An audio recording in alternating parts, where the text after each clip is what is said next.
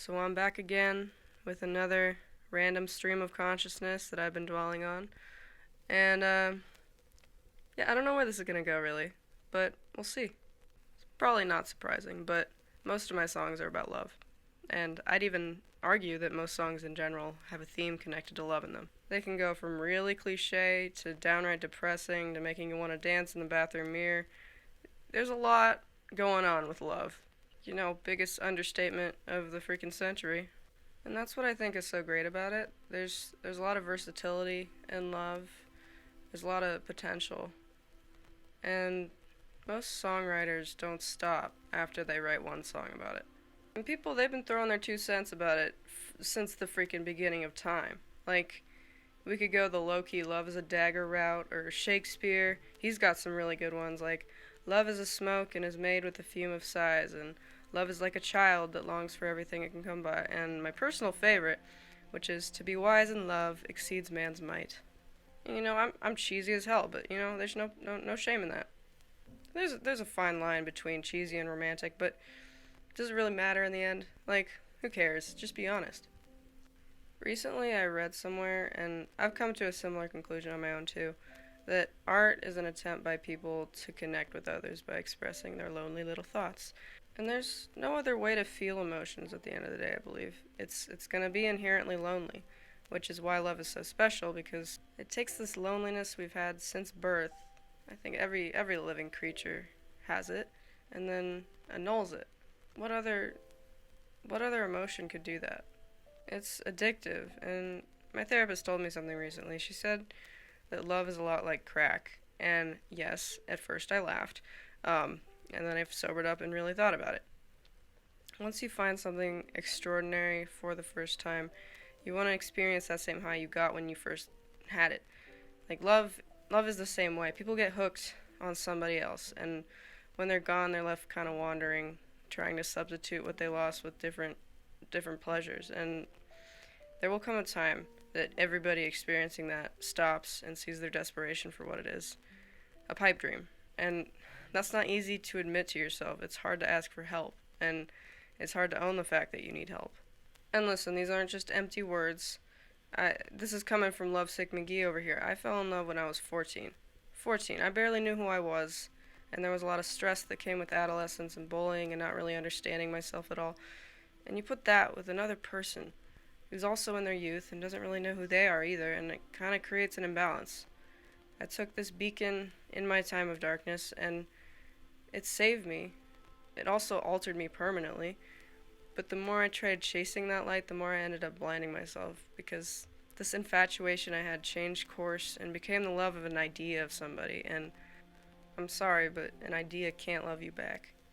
If you love somebody, they're not gonna naturally be your knight in shining armor. Like, they could be as close to that as you could possibly get, but that doesn't make them flawless. That doesn't make them perfect. And if you have that standard for them, all you're gonna get is disappointment. Put yourself in their position and hold yourself to the same standards as the person you want to love, and you'll realize just how unreasonable they are. Love is gonna be everything that you don't want it to be. It's gonna let you down, and true love involves forgiveness.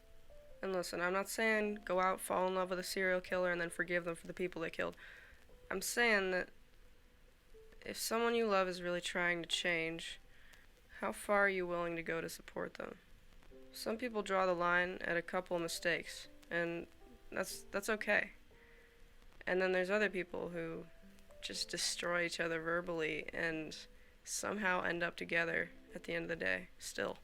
Putting a label on true love doesn't really work because it's different for everyone, and it's not gonna be a magical true love's kiss or saving someone from a castle of dragons. Yes, I'm referencing Shrek. But everyone's experience is different, and that doesn't make it less important. Doesn't make my experience less important. I think the meaning of love can be flexible sometimes. I don't know how many TV shows or books or movies you could find lacking love in them. Because to me, it's the life of the story. That's what makes me want to read it. It's what makes all the pain so much sweeter in the end. And there's the argument that how could there be love if there's so much bitterness and resentment and hatred? But I do think all of those lead back to love in a way. I think love is like the epicenter of all feelings.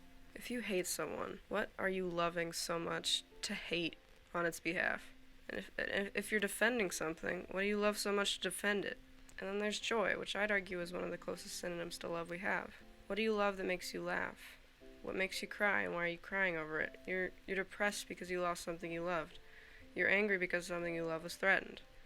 And there might be some exceptions I'm missing, but that's really my outlook on things. Love is a living, breathing part of the world, and it's so complex that it might as well be alive, with a brain with feelings very specific to itself. And then there's grief, which I learned a long time ago that you have to let yourself feel it before you can move on. And it's not this finish line you cross that says, congrats, you're over it. Sometimes you have to keep running and keep crossing the same line over and over until it gradually gets better. It said 6 months is the general threshold for grieving relationships, and I think that's a load of bull. I think everybody has their own pace, a different situation, a different relationship dynamic, and putting a number on how long you should be sad about something is ridiculous. You can't put a time limit on feelings. People can't control what they feel. They can control how they express it, but you can't go telling somebody that they shouldn't be feeling a certain way. Most folks who told me to get over it had never been in love themselves. It reminds me of that one lyric from Hey There Delilah, which is, our friends would all make fun of us and we'll just laugh along because we know that none of them have felt this way. Which is pretty much how it goes. And that's another reason why loneliness factors in, because when you're a 14-year-old kid deeply in love with someone else, it's hard to explain that to people your age. It's hard to understand at your age, and love is kind of taught as this magical thing that happens when you're older with no problems, no anger, grief, resentment, but in reality, love is all of those things. You grieve because you love someone. You're angry and resentful because they hurt you. Love is just a big old glob of problems that you learn to manage, and it's a lot easier to manage it with somebody beside you. If they leave before the problems are resolved, you're left there just steeping in it until it consumes you, and self-destruction and love often go hand in hand. An unhealthy reliance on another person doesn't promise you a long-lasting relationship. The more you love, the more you have to lose, and I feel for the people who decide to just stop trying to care about other people because of how much they've been hurt in the past. And I've got a lot of respect for people who love in spite of everything they've been through. And you grow a lot from it. I did. People who grow up being loved often take it for granted. Anybody who grows up with a surplus of anything will take it for granted at some point. And when it's taken away, kind of feels like someone just took a carving knife and hollowed you out inside. I think people loving you is going to keep you sane.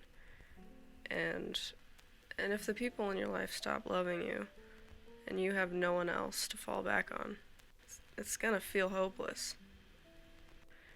Which is why through most of my times of struggle I've just talked to God about it.